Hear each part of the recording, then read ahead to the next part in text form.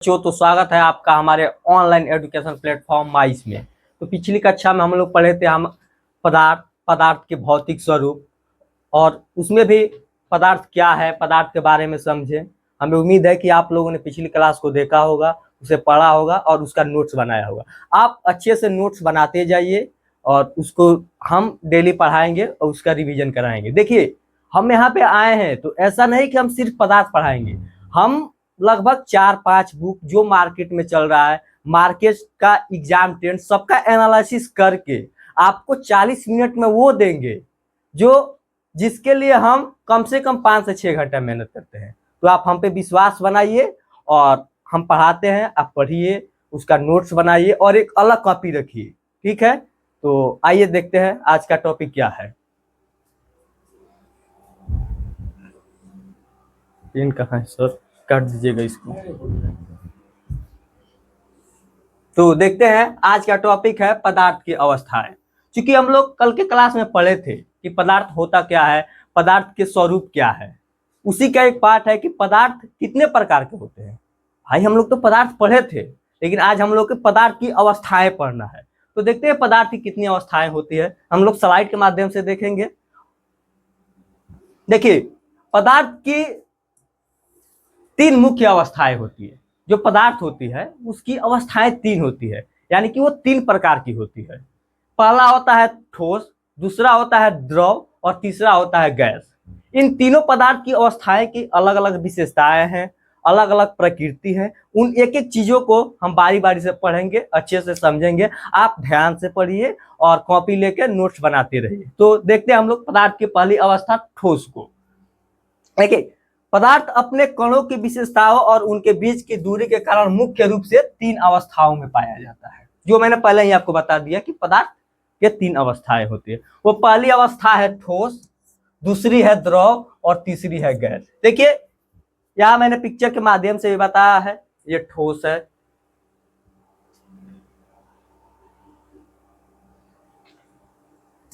ये ठोस हो गया, ये द्रव हो गया और ये गैस हो गया। ठीक है, देखिए जैसे कि ये ठोस है, ये आपको ठोस दिखाई दे रहा है। ये है पानी बोतल, इसमें द्रव है। और गैस तो हमको दिखाई देगा ही नहीं। अब आपके मन में तो ये भी सवाल हो सकता है, सर आपने ठोस दिखा दिया, द्रव दिखा दिया और गैस दिखाया ही नहीं, तो जब पदार्थ की अवस्था है तो हमको गैस दिखाई क्यों नहीं दी? तो इसको भी मैं बताता हूं।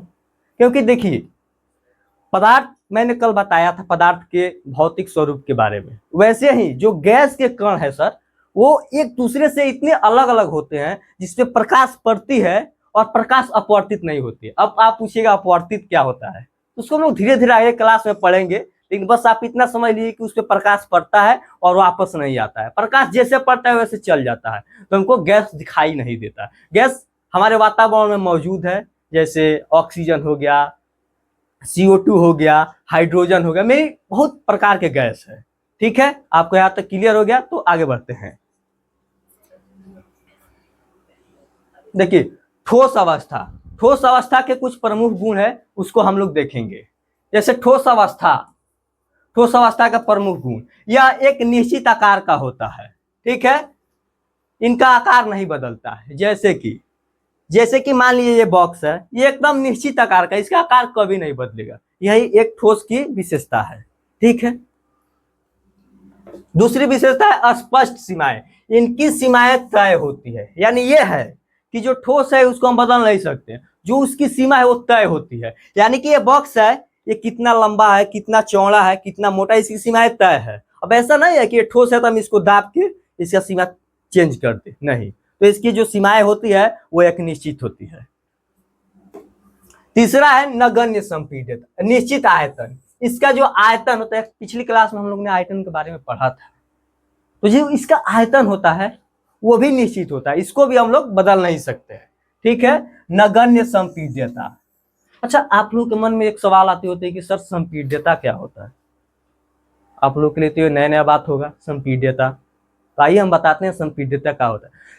संपीड्यता का मतलब होता है कि किसी चीज को दबाना, जैसे जो जितना दबेगा वो उतना ही संपीड्य होगा।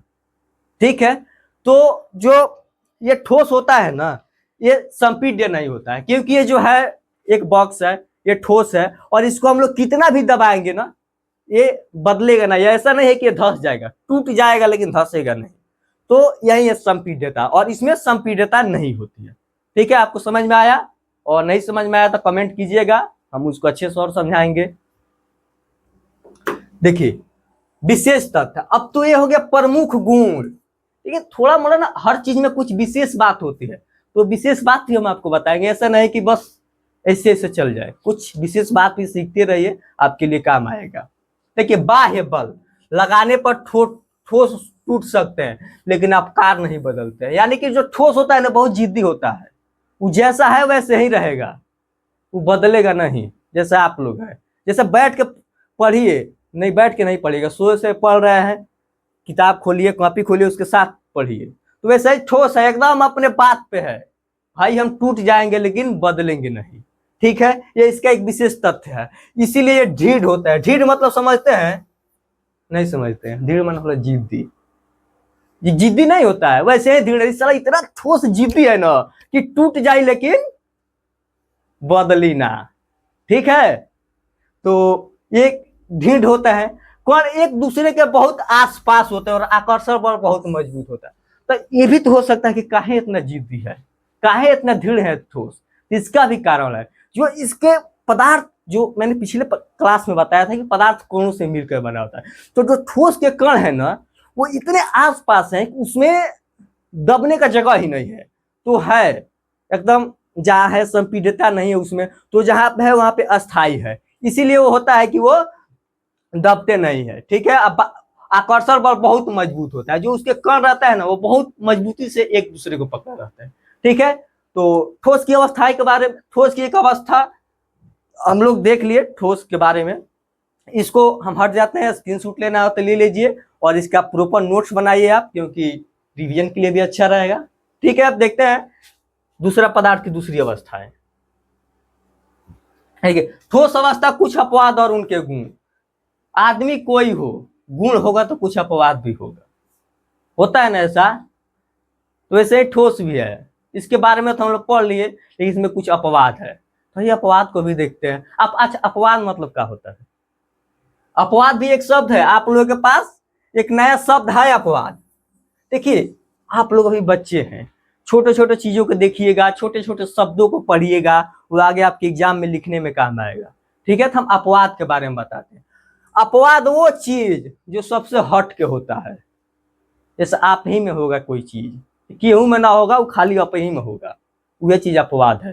ठीक है, तो देखिए, तो वैसे भी ठोस में कुछ अपवाद है, तो इसको हम लोग देखते हैं। रबर बैंड, यह ठोस है, बाह्य बल लगाने पर इसका आकार बदलता है और यह बल हटाने पर अपने मूल आकार में आ जाते हैं, अत्यधिक बल लगाने पर टूट भी जाता है। जैसे मान लीजिए कि रबड़ तो वो ठोस है ना, लेकिन खींचिएगा तो खींचा जाएगा, और ढेर खींचिएगा तो टूट हो जाएगा, और फिर छोड़िएगा तो अपने जगह पर आ जाएगा, लेकिन है वो ठोस है। तो ये अपवाद है ठोस का। अपवाद मतलब क्या बताया हमको? एक विशेष गुण, मतलब वो हमारे में बा, सब में नहीं है। ठीक है, तो वही एक अपवाद है। उसमें है चीनी और नमक। जैसे चीनी और नमक क्या होता है, कोई विशेष आकार नहीं होता है, कटोरा में रखिएगा तो कटोरा का आकार हो जाएगा, गिलास में रखिएगा तो गिलास के आकार में हो जाएगा, अब प्लास्टिक में रखिएगा तो प्लास्टिक के आकार में हो जाएगा, लेकिन है तो भी ठोस, क्योंकि मैंने पीछे बताया अभी कि ठोस के एक निश्चित आकार होता है।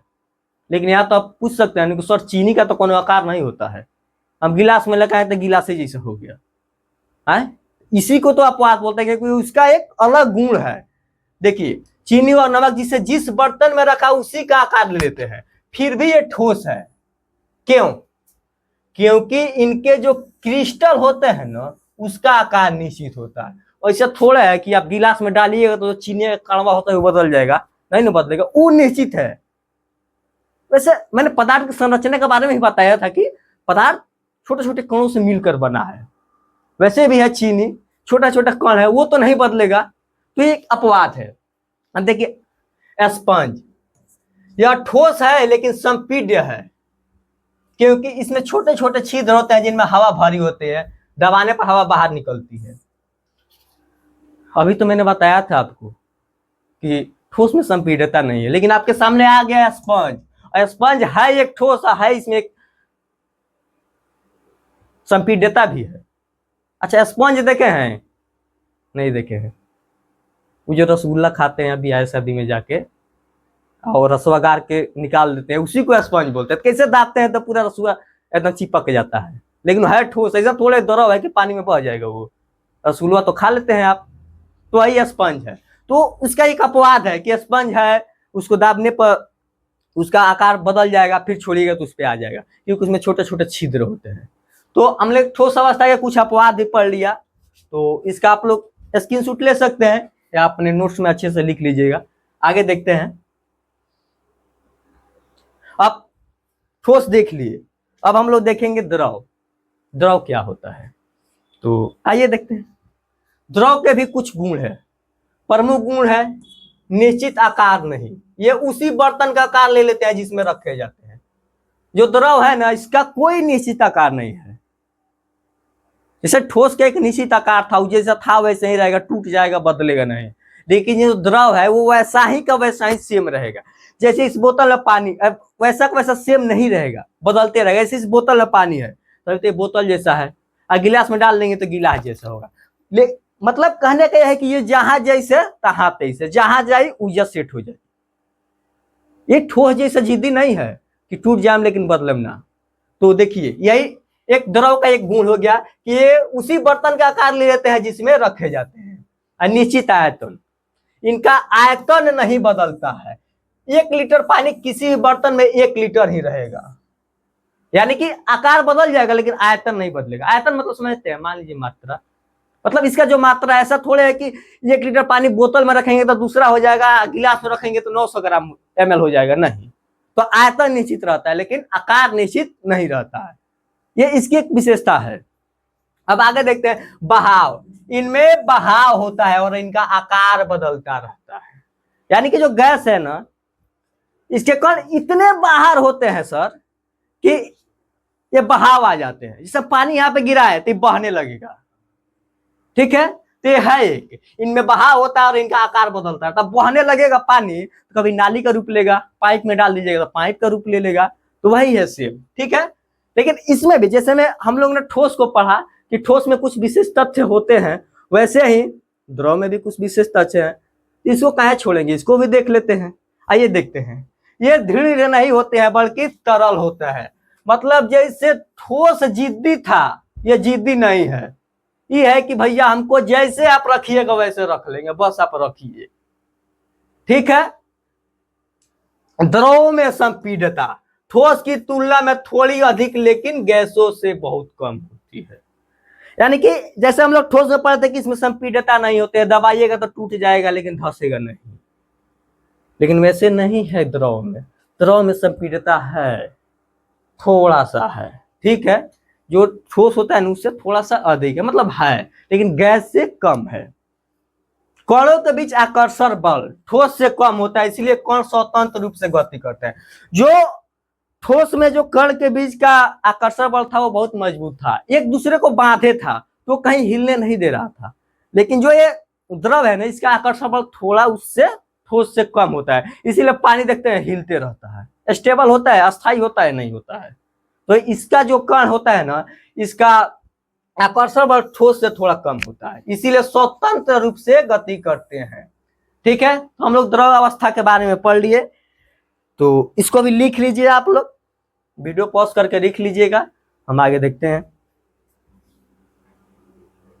अब द्रव में विसरण। अच्छा, विसरण का मतलब क्या होता है? कुछ तो होता होगा विसरण, तभी तो यहाँ पे लिख दिया गया विसरण। विसरण मतलब एक दूसरे में मिल जाना, एक दूसरे में घुल जाना, उसी को कहते हैं विसरण। तो आइए देखते हैं। ठोस, द्रव और गैस तीनों का विसरण द्रव में संभव है, ये बात को आप समझिए। जो द्रव होता है ना, उसमें तीनों, ठोस को भी, द्रव को भी, गैस को भी, ये तीनों को अपने आप में घुला लेगा। जैसे चीनी ठोस है, पानी द्रव है, आप चीनी को पानी में डालिए वो घुला लेगा, अपने आप ले लेगा। गैस, पानी द्रव है लेकिन उसमें CO2 ऑक्सीजन उसमें है, तो गैस को भी अपने आप में समाहित कर लिया कि जो द्रव है ना, इसमें विसरण है और इन तीनों को अपने आप में घुला लेता है। ठीक है, गैसों का विसरण, वातावरण की गैसें विशेषकर O2 और CO2 विसरित होकर जल में घुल जाते हैं। इस बात को मैंने बताया आपको। जलीय जंतु पानी में घुली ऑक्सीजन के कारण ही श्वास लेते हैं और जीवित रहते हैं। जैसे सबको जीने के लिए सांस लेना है। आप लोग कभी नदी में नहाए हैं, गांव के पोखर में, अंदर डुबकी लगाते होंगे, उसी में सांस हौजी आ जाता होगा। लेकिन मछरिया का तो उसी में घर है, तो वो क्यों नहीं हौजी आती है? देखिए, जो उसमें ऑक्सीजन घुला रहता है, तो ऑक्सीजन लेने का, पानी के ऑक्सीजन लेने का क्षमता तो हम लोगों के पास नहीं है, लेकिन मछली के पास है, क्योंकि वो गलफड़ों से सांस लेती है। इस सब के बारे में हम लोग आगे पढ़ेंगे, तो यहाँ थोड़ा बस एक उदाहरण के लिए लिया मैं। तो वैसे ही जलीय जंतु पानी में घुली ऑक्सीजन के कारण ही श्वास लेते हैं। जैसे ये मछली है, ठीक है, दिख रही है कितनी प्यारी सी मछली, और ये पानी है, ये इसमें तैर रही है, और इसमें जो पानी है उसी से वो अपना श्वास लेके जिंदा है। अब एक छोटा सा नोट है, ठोस की अपेक्षा द्रव में विसरण की दर अधिक होती है, क्योंकि द्रवों के कणों में गति अधिक होती है और उनके बीच रिक्त स्थान ज्यादा होता है। जैसे मान लीजिएगा ठोस में कोई चीज घुलाइएगा, नहीं घुलेगा, लेकिन द्रव में घुल जाता है। क्यों? क्योंकि उनके जो कणों का रिक्त स्थान होता है ना, वो थोड़ा अलग अलग होता है, तो उसमें विसरित होने की अधिक गुण है। ठीक है, अब इसको आप लोग लिख लीजिए और नोट्स बनाते चलिएगा। देखते हैं आगे। अब पदार्थ की अवस्थाएं हम लोग ठोस पढ़ लिए, द्रव पढ़ लिए। अब देखते हैं तीसरा अवस्था, गैस। तो हम लोग गैस के बारे में देखते हैं। प्रमुख गुण, गैस के कुछ प्रमुख गुण है। इसका कोई निश्चित आकार नहीं है, ये बर्तन को पूरी तरह भर देते हैं। इसका निश्चित आकार कैसे होगा जब ये आंखें से नहीं दिखता है? इसका तो है नहीं है कि निश्चित आकार होगा, ये जहां रखिएगा वहां उड़ने लगेगा, इसको कोई रोकने वाला भी नहीं है। तो यही है कि कोई निश्चित आकार नहीं है, बर्तन को पूरी तरह से भर देते हैं। कोई निश्चित आयतन है, इसका आयतन निश्चित नहीं। द्रव में तो था कि उसका आयतन निश्चित था, लेकिन इसका आयतन भी निश्चित नहीं है। इन्हें छोटे या बड़े बर्तन में रखा जा सकता है, इसे किसी भी बर्तन में रखा जा सकता है। अत्यधिक संपीड्य, ठोस और द्रव की तुलना में गैसों को बहुत अधिक दबाया जा सकता है। यानी कि जैसे हम लोग ठोस को नहीं संपीड्य कर सकते थे, द्रव को थोड़ा उससे ज्यादा कर सकते थे, और गैस है ना, वो बहुत ज्यादा संपीड्य है, यानी कि वो पूरा फैला हुआ है, लेकिन उसको संपीड्य करके दबा के एक जगह स्टोर किया जा सकता है। तो वही है कि गैसों में संपीड्यता बहुत ज्यादा है। ठीक है, कणों की गति, तो आते हैं गैस की कणों की गति के बारे में भी कुछ देखते हैं। गैसों में कण अनियमित और बहुत ही तीव्र गति करते हैं। जो गैस के कण है ना, वो मतलब अनियमित भागते हैं। अनियमित मतलब पता है, जैसे कोई चीज है नियमित, मतलब इधर जा रहा है तो सीधा सीधा इधर ही जाएगा, नहीं। जो गैस के कण ऐसे भागेगा, मतलब इधर गया कहीं भी चल गया, उसको कोई रोकने वाला नहीं है। तो वह है कि गैस का जो कण है अनियमित और बहुत तीव्र गति से भागते हैं। इस गति के कारण कण आपस में और बर्तन की दीवारों से टकराते हैं। ऐसे ही भागता है ना, तो ऐसे थोड़े कहीं ना कहीं भागते रहेगा और बर्तन की दीवारों में टकराता रहेगा। बर्तन के दीवार पर गैस कणों द्वारा प्रति इकाई क्षेत्र पर लगे बल के कारण गैस का दबाव बनता है। आइए ये भी समझा देते हैं आपको। ऐसे है, गैस है, बर्तन में रख दिया गया, भाग रहा है इधर उधर इधर उधर, तो जहां जाएगा वहां पे अपना एक बल लगाएगा ना, थोड़ा भी है उसका मतलब, लेकिन जहां जाएगा वहां पे एक बल लगेगा। तो वही दे रहा है, बर्तन की दीवार पर गैस कणों द्वारा प्रति इकाई पर लगे बल के कारण गैस का दबाव बनाता है। ठीक है, तो इसको भी आप लोग नोट कर लीजिए। अब देखते हैं आगे हम लोग। अब गैसों की संपीड्यता के लाभ। अब मान लीजिए कि गैस में जो प्रकृति है कि संपीड्य है, तो उसका लाभ भी ले लीजिए। अब इसे काहे उसको छोड़ेंगे? पहले देखते हैं इसके संपीड्यता के कारण हम लोग को क्या लाभ मिलता है। दैनिक जीवन में उपयोग, हम लोग तो इतना चालाक है कि गैस में जो संपीड्यता है उसको दैनिक जीवन में भी उपयोग में ला दिए हैं। तो देखिए हम लोग दैनिक जीवन में क्या उपयोग लाया है। गैसों की संपीड्यता बहुत अधिक होने के कारण इनके भारी आयतन को एक छोटे सिलेंडर में संपीड़ित कर दिया जाता है। जैसे एलपीजी घरों में खाना पकाने की गैस, सीएनजी वाहनों के ईंधन के रूप में, ऑक्सीजन सिलेंडर अस्पतालों के लिए। जैसे इसकी संपीड्यता ज्यादा है, तो जैसे हम लोग घर में जो खाना बनाते हैं तो उसको गैस रहता है, तो उसको क्या करते हैं, गैस को संपीड करके एलपीजी सिलेंडर में भर देते हैं, अपने घर लेकर चल आते हैं। ठीक, वही है कि सीएनजी का फुल फॉर्म होता है कंप्रेस नेचुरल गैस। इससे आजकल ऑटो चल रही है, ईंधन के रूप में यूज हो रहा है, उसी को सीएनजी बोलता है। तो उसको भी क्या करता है, उसको भी वाहनों में ईंधन के रूप में उपयोग किया जाता है, उसको भी दबा दिया जाता है, दबा के एक टैंक में भर के गाड़ी में लगा दिया जाता है। ऐसे पेट्रोल भराता है वैसे ही वो भी रहता है और उससे गाड़ी चलती रहती है। ठीक है। ऑक्सीजन सिलेंडर अस्पताल में मरीजों के लिए, आप लोगों ने कभी हॉस्पिटल में गया होगा, देखा होगा कि डॉक्टर मरीज में एक मुंह में लगा देता है, वो क्या होता है, सिलेंडर में गैस ही तो रहता है और उसको संपीड किया हुआ रहता है, फिर उधर से निकलता है तो उसका गैस रूप ले लेता है। अब काहे गैस रूप ले लेता है, बाहर तो दबाया हुआ है, अंदर, अब जब अंदर दबाया हुआ है, जब बाहर आ रहा है तो उसको खुला मिल रहा है, उससे कण इधर उधर भागने लगते हैं, इसीलिए बाहर से दबाता है अंदर से और बाहर गैस बन जाता है। जैसे आप लोग पढ़ रहे हैं, अभी क्लास खत्म होगा, आप निकलिए, आप फुर्त से खेलने भाग जाइएगा, सभी तो आपको हम संपीड किए हुए हैं, अब आज निकलिएगा तो स्वतंत्र हो जाइएगा। वही है ऑक्सीजन अस्पतालों में मरीजों के लिए। देखिए, देख लीजिए एलपीजी, इसको तो सभी लोग पहचानते ही होंगे। ये सीएनजी, ये भी है गैस टैंक, सीएनजी या कोई भी भर लो इसमें। देखिए, अब तीनों अवस्थाओं की तुलना, अब हम लोग जो ठोस पढ़े, द्रव पढ़े, गैस पढ़े, इन तीनों अवस्थाओं की तुलना भी कर लेते हैं कि क्या है, क्योंकि हम लोग तो इधर उधर पढ़े। अब एक जगह देखते हैं, एक जगह देखने से हमको चीजें ज्यादा समझ में आएगी और याद रखने में हम लोगों की सहूलियत रहेगी। तो आइए देखते हैं गुण। पहले यह है गुण, ठोस, द्रव, गैस, ये तीनों का हम लोग गुण देखेंगे। आकार, जो आकार होता है ना ठोस में निश्चित रहता है, द्रव में अनिश्चित।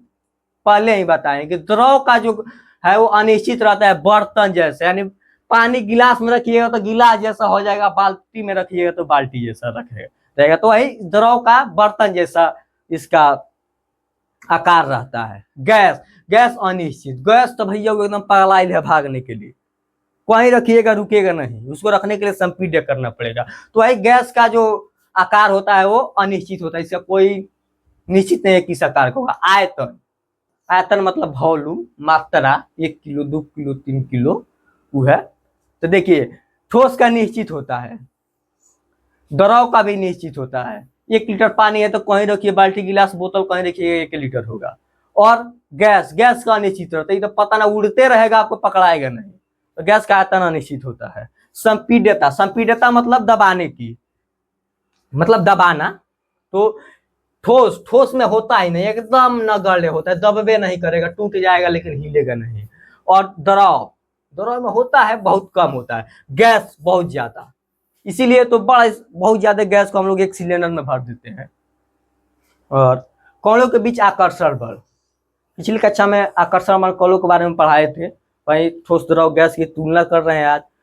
तो आकर्षण बल ठोस, ठोस में बहुत ज्यादा होता है, जो पदार्थ होता है ना ठोस, ठोस के कण एक दूसरे को इतना जटिल करके बांधे कि टूटते ही नहीं है, तो इसका ठोस में आकर्षण बल बहुत ज्यादा होता है। द्रव, द्रव में थोड़ा कम होता है, इसीलिए तो पानी हिलोर मारते रहता है, हिलते रहता है, दूध हो गया सब हिलते रहा। और गैस, गैस में अत्याधिक की तो उठते फिर रहा है, न्यूनतम, इसमें न्यूनतम है, द्रव में मध्यम है। कणों के बीच रिक्त स्थान, जैसे हम लोग पदार्थ पढ़े थे, पदार्थ में बताए थे कि जो कण होता है उसमें रिक्त स्थान होता है, तो एक बस पदार्थ, और पदार्थ के प्रॉपर्टीज में हम देख रहे हैं कि उसके कणों का आकार किसमें कितना अधिक रहता है। तो कणों के बीच रिक्त स्थान ठोस में सबसे कम रहता है, द्रव में थोड़ा रहता है, मतलब जैसे ये ठोस हो गया, ठीक है, तो ठोस में ऐसे रहेगा, मान लीजिए आई द्रव हो गया, तो द्रव में थोड़ा दूर पर रहेगा, दूर दूर रहेगा, तो ये है द्रव में थोड़ा ज्यादा रहेगा। और गैस अधिकतम, जैसे ये गैस हो गया तो इसका कण एक यहाँ रहेगा, एक यहाँ रहेगा, एक यहाँ रहेगा, एक मतलब इसमें बहुत ज्यादा रहता है।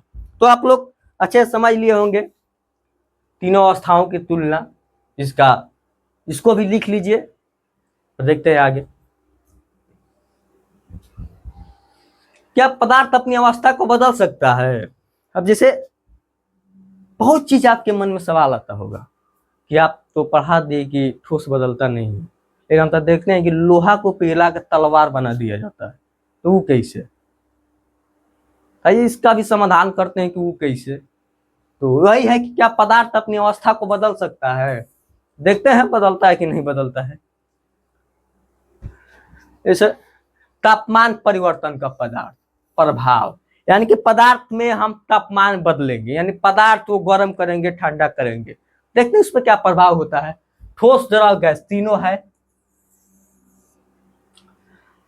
तापमान बढ़ाने पर ठोस पदार्थ पिघलकर द्रव बन जाते हैं, यानी कि तापमान अगर बढ़ा दीजिएगा ना, लोहा है, लोहा को भी 1500 डिग्री सेल्सियस के करीब लेकर जाइएगा ताप पे, तो वो पानी हो जाएगा। तो वही है कि तापमान बढ़ाने पर ठोस पदार्थ पिघलकर द्रव बन जाते हैं। तापमान और अधिक बढ़ाने पर द्रव उबलने लगता है और गैस बदल जाता है। जैसे पानी है, पानी को गर्म कीजिएगा तो भाप बनने लगेगा, तो तापमान बढ़ाइएगा तो ठोस भी पिघलकर द्रव हो जाएगा, और द्रव को भी बढ़ाते जाइए, बढ़ाते जाइए तो वो उबल जाएगा, गैस बन जाएगा। निष्कर्ष, तो हम लोग देखते हैं इससे निष्कर्ष क्या निकले, वो बातों तो हम पढ़ लिए।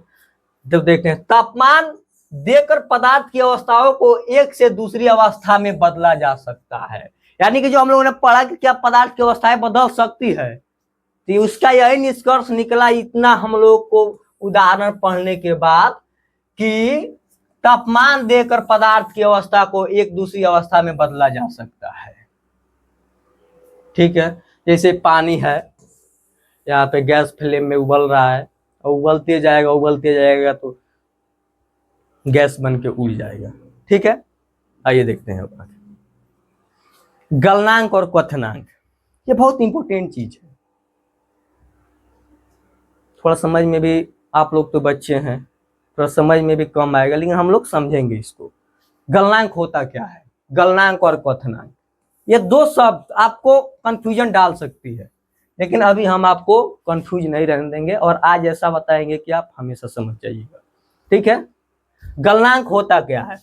वह तापमान जिस पर कोई ठोस पिघलकर द्रव बन जाते हैं उसे उसका गलनांक कहते हैं।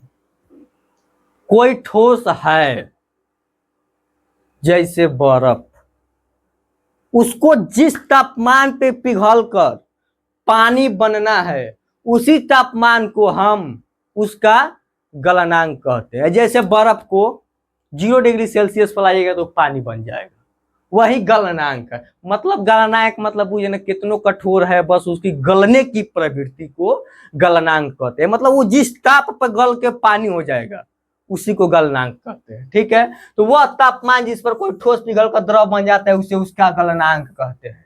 जैसे बर्फ का गलनांक 273.15 केल्विन या 0 डिग्री सेल्सियस। ठीक है, यह कणों के बीच के आकर्षण बल के सामर्थ्य को दर्शाता है, जिसका गलनांक अधिक उसका आकर्षण बल अधिक। मतलब जिस चीज का गलनांक जितना अधिक होगा उसका आकर्षण बल उतना ही अधिक हो जाएगा। जैसे पानी है तो 0 डिग्री सेल्सियस पे ही उस गल जाता है, बर्फ पानी बन जाता है, तो ये 0 है। इसका आकर्षण बल क्या है? कुछ नहीं है, जैसे नॉर्मल भी रख दीजिएगा खुले वातावरण में तो ये पानी बन जाएगा। लेकिन वही लोहा को देख लीजिए, 1500 के लगभग आपको जाना पड़ेगा तापमान लेके, तब वो पिघल कर पानी होगा, तो उसका गलनांक तो ज्यादा हो गया, और उसका गलनांक जब ज्यादा हुआ तो ये बात है कि उसका आकर्षण बल भी मजबूत होगा। तो यही है, यही बात हम लोग समझे थे। अब आइए क्वथनांक को देखते हैं। क्वथनांक क्या होता है? वायुमंडलीय दाब पर वह तापमान जिस पर द्रव उबलने लगता है उसे क्वथनांक कहते हैं। से वो तापमान, जैसे मान लें कि हम पानी गर्म कर रहे हैं, तो आपके मन में आता होगा कितना गर्म करे भाई, कितना तापमान दे कि ये उबलने लगे। तो वही तापमान जिसपे कोई चीज उबलने लगे उसे क्वथनांक कहते हैं। तो जल का क्वथनांक होता है 373 केल्विन या 100 डिग्री सेल्सियस। यानी कि जल को 100 डिग्री सेल्सियस पे आप गर्म कीजिएगा तो उबलने लगेगा। इस तापमान पर द्रव के कण गैसीय अवस्था में बदलने लगते हैं, उसे वाष्पीकरण। यानी 100 डिग्री पर आप ले जाइएगा तो जो द्रव के कण है ना वो भागने लगेंगे, क्योंकि हम लोग ने पहले बताया था ना कि ताप बढ़ाने पर पदार्थ की गतिज ऊर्जा बढ़ती है, तो द्रव को हम लोग गर्म करेंगे, ताप बढ़ाते गए गतिज ऊर्जा बढ़ते गया, तू कहेगा छोड़ द्रव बन गैस, और वो गैस की अवस्था में भागने लगेगा, वही है गैस। तो उसका एक उदाहरण भी दे दिया कि ताप बढ़ाने पर कैसे गतिज ऊर्जा बढ़ती है। ठीक है, आगे देखते हैं। ऊर्ध्वपातन, ये भी है, बहुत इंपॉर्टेंट है ऊर्ध्वपातन, और ये हमेशा से एक मतलब इंटरेस्टिंग भी है ऊर्ध्वपातन। ऊर्ध्वपातन होता क्या है ये भी हमको समझना है। तो सीधे ठोस से गैस में बदलना, सीधे ठोस से गैस में बदलना, मतलब कोई पदार्थ है, ठोस है, अब डायरेक्टली गैस बदल जाएगा, बीच में द्रव बनबे नहीं करेगा। देखिए पदार्थ ठोस को एक तापमान पे गर्म करेंगे तो द्रव बनेगा, एक तापमान पे गर्म करेंगे तो गैस बदलेगा, लेकिन ऊर्ध्वपातन ऐसी है, ऊर्ध्वपातन ऐसी प्रक्रिया है जब पदार्थ ठोस तो है लेकिन द्रव नहीं बनेगा, डायरेक्ट गैस बन जाएगा। तो आखिर क्यों, वही तो हम लोग को पढ़ना है। कुछ पदार्थ द्रव अवस्था में परिवर्तित हुए बिना सीधे ठोस अवस्था से गैसीय अवस्था में बदल जाती है, इस प्रक्रिया को ऊर्ध्वपातन कहते हैं। और इसी के विपरीत गैस से सीधे ठोस बनने की प्रक्रिया को निक्षेपण कहते हैं, यानी कि गैस है और उसको कंप्रेस कीजिएगा, संपीडित कीजिएगा तो वो द्रव नहीं बने, डायरेक्ट ठोस बन जाएगा, बीच वाला गायब, तो उसको क्या कहते हैं, निक्षेपण। यानी ठोस से सीधे गैस बनने की प्रक्रिया को ऊर्ध्वपातन कहते हैं, समझिएगा। ठोस है और सीधे गैस बन गया, उसको हम लोग क्या कहेंगे, ऊर्ध्वपातन। अब गैस है और द्रव नहीं बना, सीधे ठोस बन गया, उसे क्या कहते हैं, निक्षेपण। ठीक है, तो इसके कुछ उदाहरण भी, उदाहरण देख लेते हैं। जैसे कपूर, आप लोग कपूर जलाते हैं, जैसे पंडित जी लोग जलाते हैं तो देखे होंगे, तो सीधे क्या होता है, कपूर जल के खत्म हो जाता है, उसमें पानी कहीं बनता है, नहीं बनता है। तो ये कपूर, अमोनियम क्लोराइड, नेफ्थलीन की गोलियां, ये सब है ऊर्ध्वपातन के उदाहरण है। जैसे ये है, देख लीजिए, ये देखते हैं आगे की स्लाइड में, इसको आप लोग नोट कर लीजिए, नोट्स बनाते जाइए साथ साथ आप।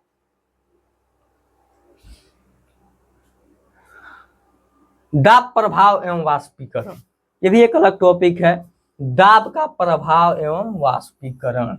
दाब परिवर्तन का प्रभाव, दाब बढ़ाने और तापमान घटाने से गैसें द्रव में बदल सकती है, इसे गैसों का द्रवीकरण कहते हैं।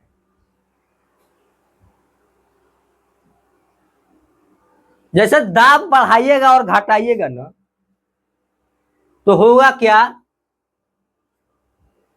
दाब बढ़ाइएगा और तापमान घटाइएगा तो गैस द्रव में बदल जाती है। कैसे बदल जाती है भाई, होता क्या है कि हम लोग तो अभी पढ़े कि गतिज ऊर्जा उतनी बढ़ेगी जितना ताप बढ़ेगा, तो हम लोग इधर क्या कर रहे हैं, संपीडन कर रहे हैं और ताप घटाते जा रहे हैं, मतलब पदार्थ ठंडा होते जा रहा है और हम उधर इसे दाबते जा रहा है, इसकी गतिज ऊर्जा कम होती जा रही है और हम उसको संपीडन करते जा रहे हैं, यहाँ कपड़े में चिपक जाता है। तो वही तो बात है, यहाँ पे दाब बढ़ाने और तापमान घटाने से गैस द्रव में बदल सकती है, जैसे गैसों का द्रवीकरण कहते हैं। जैसे शुष्क वाष्प, ठोस कार्बन डाइऑक्साइड को उच्च दाब पर रखा जाता है, एक एटम दाब होने पर यह सीधे गैस में बदल जाती है। इसका एक उदाहरण है शुष्क वाष्प। ठीक है, अब ये वाष्पीकरण है, अभी तो हम लोग दाब पढ़ रहे हैं, वाष्पीकरण का प्रभाव देखें। क्वथनांक से कम तापमान पर द्रव के वाष्प में बदलने की प्रक्रिया को वाष्पीकरण कहते हैं। जैसे अभी मैंने बताया कि 100 डिग्री पानी को उबालिएगा तब तो गैस बनेगा, आप लोग भी जानते हैं, लेकिन एक नया चीज है। ये नया चीज ये है कि क्वथनांक से कम तापमान पर द्रव के वाष्प बदलने की प्रक्रिया को वाष्पीकरण कहते हैं, यानी कि 100 नहीं जाना है, 98 पे ही बन जाएगा। यह एक सतत की प्रक्रिया है, मतलब सरफेस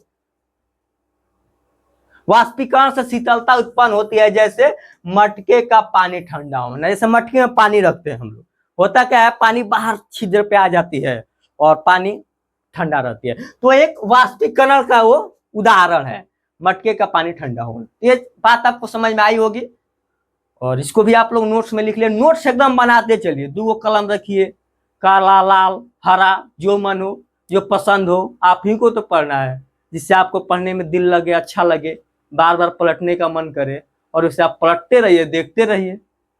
तो देख लीजिए, इसको वीडियो पॉज करके और बना लीजिएगा, ठीक है।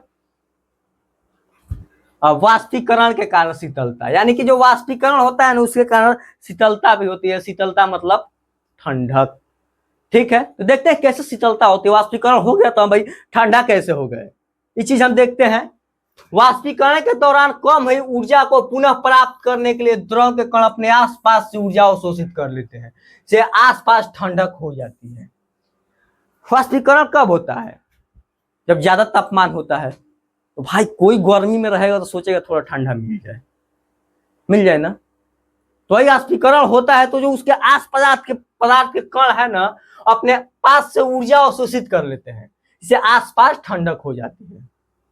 जैसे गर्मियों में सूती कपड़े, हमें पसीना अधिक आता है गर्मी में। अभी देखिए गर्मी है और हमें पसीना आ रहा है, तो वही बात है कि हमें पसीना अधिक आता है। सूती कपड़े जल के अच्छे अवशोषक होते हैं। अवशोषक मतलब सोखल, अवशोषक का मतलब होता है सोखने की क्षमता, उसी को किताबी भाषा में अवशोषक बोल देते हैं, ठीक है।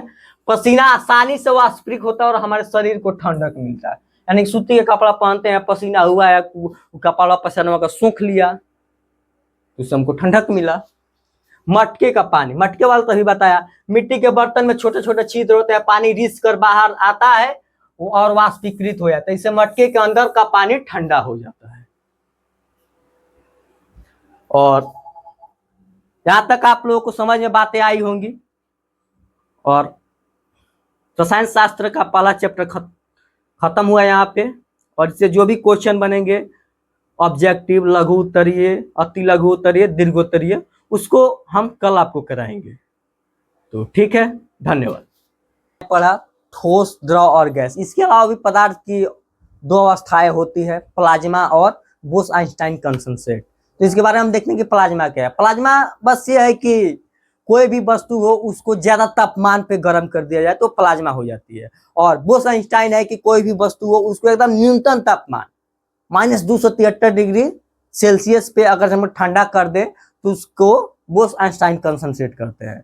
और इसके बारे में कोई ज्यादा जानकारी नहीं है, बस 3 ही अवस्थाएं आप लोगों के लिए काफी है। तो आप लोग पढ़ चुके हैं, बस धन्यवाद।